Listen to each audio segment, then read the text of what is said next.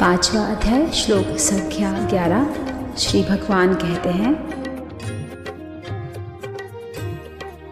मन बुद्धि तन से और केवल इंद्रियों से भी कभी तज संग योगी कर्म करते आत्मशोधन हित सभी।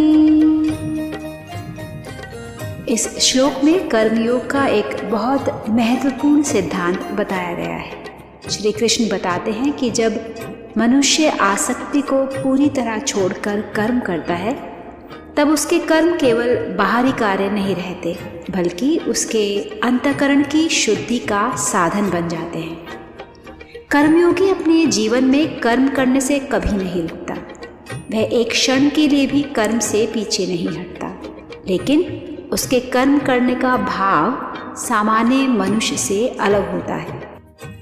सामान्य मनुष्य कर्म इसलिए करता है कि उसे उसका फल मिले, उसे लाभ हो, प्रतिष्ठा मिले या उसकी इच्छाएं पूरी हो।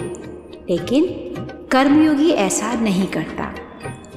वह अपने शरीर, मन और बुद्धि से कर्म तो करता है, परंतु उसमें किसी प्रकार की आसक्ति नहीं रखता। वह कर्म को केवल अपने कर्तव्य के रूप में करता है। जब मनुष्य इस प्रकार आसक्ति छोड़कर कर्म करता है, तब उसके कर्म उसके भीतर की अशुद्धियों को धीरे धीरे समाप्त करने लगते हैं। जैसे प्रज्वलित अग्नि किसी वस्तु के मैल को जला देती है, वैसे ही निष्काम भाव से किए गए कर्म मन के भीतर छिपे हुए अहंकार, स्वार्थ और वासनाओं को नष्ट कर देते हैं। इसलिए कर्मयोगी हर समय अवसर ढूंढता रहता है कि जैसे ही उसे प्रारब्ध के अनुसार कोई कर्म प्राप्त हो, वह उसे अपने कर्तव्य के रूप में पूरी निष्ठा से कर सके।